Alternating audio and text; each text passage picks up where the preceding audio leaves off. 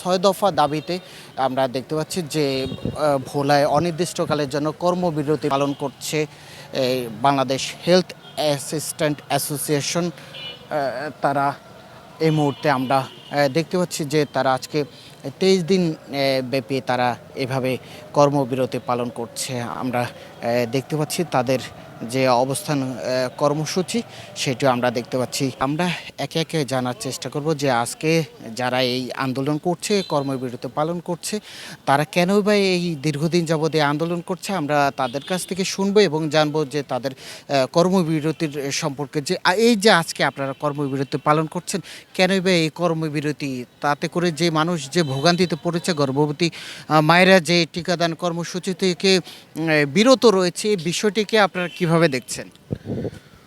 আমরা স্বাস্থ্য সহকারী, আমরা বিগত 36 বছর টিকাদানের মাধ্যমে বাংলাদেশের শিশু মৃত্যু, মাতৃমৃত্যু হার কমিয়েছি এবং আমাদের গড়ায়ু বৃদ্ধি পেয়েছে।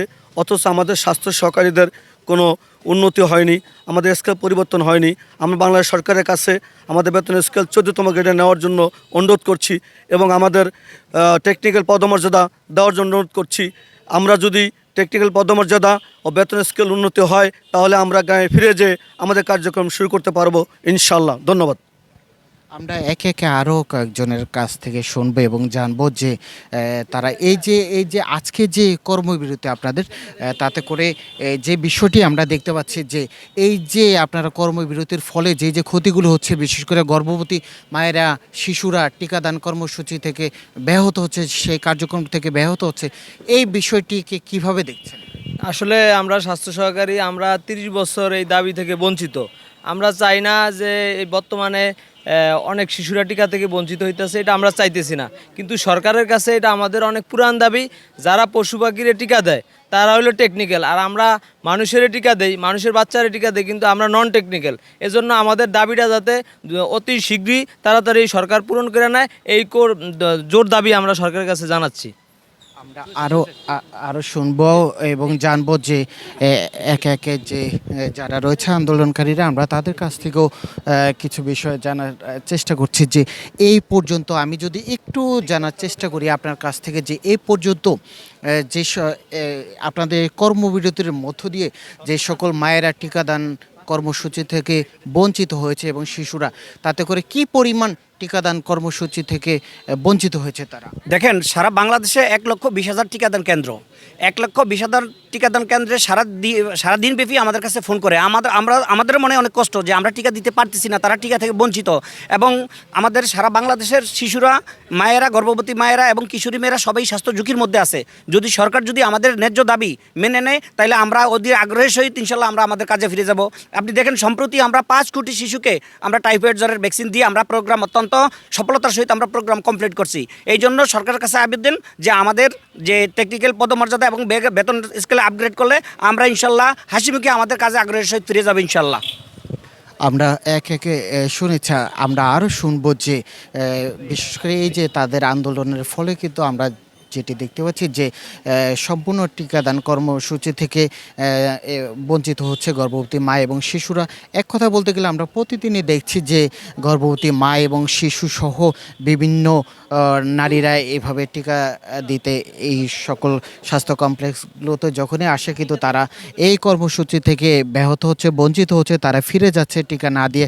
আমরা সেটি সম্পর্কে, এই যে যারা টিকা নিতে প্রতিনিয়ত আসে, এই যে তারা যে ফিরে যাচ্ছে, এই বিষয়টিকে নতুন এবং ফিরে আসা গ্রাহকদের জন্য নগদে চলছে ক্যাশব্যাক সহ প্রতিদিন হাজারো উপহার জেতার সুযোগ। হবে আশা আর ফেরা, সারপ্রাইজ সেরা। আসলে আমরা স্বাস্থ্য সহকারীরা 10টা রোগের টিকা দিই। আমরা চাচ্ছি যে সকল শিশুই কেন্দ্রে এসে টিকা দেবে, এটা আমরা চাচ্ছি। কিন্তু আমাদের দীর্ঘদিনের দাবি, যে আমাদের দাবিগুলো পূরণ করছে না সরকার। আমাদের 6টি দাবি, এই 6টি দাবির জন্য আমরা এই অবস্থান কর্মসূচি পালন করতেছি। আমরা 10টা রোগের টিকা দেই। প্রথমত আমরা বাচ্চাদেরকে বিসিজি টিকা দেই, তারপরে টাইফয়েডের টিকা দেই, হিমোফাইলাস ইনফ্লুয়েঞ্জার টিকা দেই, হামরুবেলার টিকা দেই, ধনুষ্টঙ্করের টিকা দেই। এভাবে আমরা পোলিও টিকা দেই। আজকে পোলিও মুক্ত বাংলাদেশ, হ্যাঁ, আমরা 10টা রোগের টিকা দিচ্ছি, কিন্তু সরকারের কাছে আমাদের আকুল আবেদন যাতে আমরা আমাদের দাবিগুলো পূরণ করে নেয়, আর পূরণ করে নিলেই আমরা আমাদের কর্মস্থলে ফিরে যাব, আমরা আমাদের সন্তানদেরকে টিকা দিব। এই যেই কথাটি আপনি বললেন 10টি রোগের টিকা আপনারা প্রদান করে থাকেন, কিন্তু এই যে আজকে 23 দিন আপনাদের কর্মবিরতির ফলে যে গর্ভবতী মা সহ শিশু সহ যাদের এই যে ক্ষতিগুলো হচ্ছে, সেটি আপনাদেরকে দাবির চেয়ে কি সেটি বড় নাকি দাবিটি বড়? আসলে আমাদের দাবিটা একান্তই যৌক্তিক, কেননা আমরা 10টি রোগের টিকা দেই, যেই টিকাগুলো খুবই গুরুত্বপূর্ণ।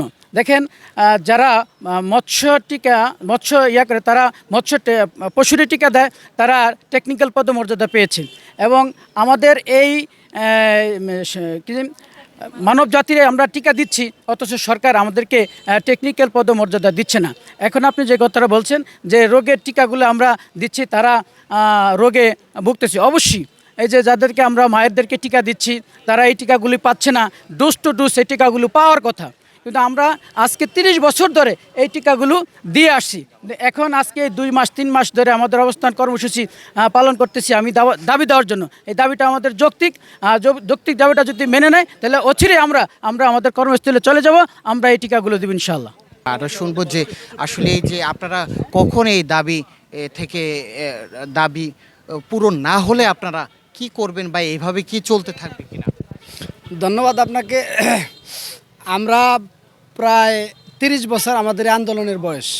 যখনই আমরা আমাদের পিঠ দেয়ালে ঠেকে গেছে, যখনই আমরা দাবির আন্দোলনের একটা পর্যায়ে যাই, তখনই আমাদেরকে মানে এরকম বিভিন্ন সময় আশ্বাস প্রশ্বাস দিয়া আমাদেরকে কাজ থেকে উঠিয়ে নিছে, মানে আমরা কাজে ফিরিয়ে গেছি। কিন্তু আমরা মূলত যেই কাজটা করি, আমাদের কাজটা টেকনিক্যাল, আর আমাদের গভর্নমেন্ট এই মর্যাদাটা দিলেই হয় আমরা উঠে যাই। আমরা কাজ করি টেকনিক্যাল, আমাদের টেকনিক্যাল পদমর্যাদা নেই, আমরা টেকনিক্যাল পদমর্যাদা চাই, আমাদের টেকনিক্যাল পদমর্যাদা দিবে, আমরা আন্দোলন থেকে উঠে যাব। যারা যেভাবে ক্ষতির সম্মুখীন হচ্ছে যে সকল মায়েরা শিশুরা, সেটাকে কিভাবে দেখছে? আমরা ক্ষতির বিষয়ে আমাদের মন আছে 100%। আমরা শিশু নিয়ে কাজ করি, বাচ্চার মা নিয়ে কাজ করি, আমাদের দিল কাঁদে তাদের পাশে যাওয়ার জন্য, তাদের কাজ করার জন্য, সেবা দেওয়ার জন্য। কিন্তু আমাদের যে কর্তৃপক্ষ আমাদেরকে ঠেকিয়ে রাখছেন, আমাদের দাবিটা দিতেছেন না, এইখানে কর্তৃপক্ষকে তো আসলে কেউ জিজ্ঞাসা করতে চাইতেছে না আমাদের দাবির ব্যাপারে। ধন্যবাদ। দর্শক, আমরা একে একে কিন্তু অনেকের কাছ থেকে শুনেছি তাদের দাবি সম্পর্কে। আমরা মনে করি যে তাদের দাবিও যৌক্তিক, এবং পাশাপাশি যে তারা যে এই কর্মবিরতি পালনের ফলে যে সকল মায়েরা এবং শিশুরা যে টিকাদান কর্মসূচি থেকে বঞ্চিত হচ্ছে, সেটিও কিন্তু একটি বড় ক্ষতির মধ্যেই পড়ছে।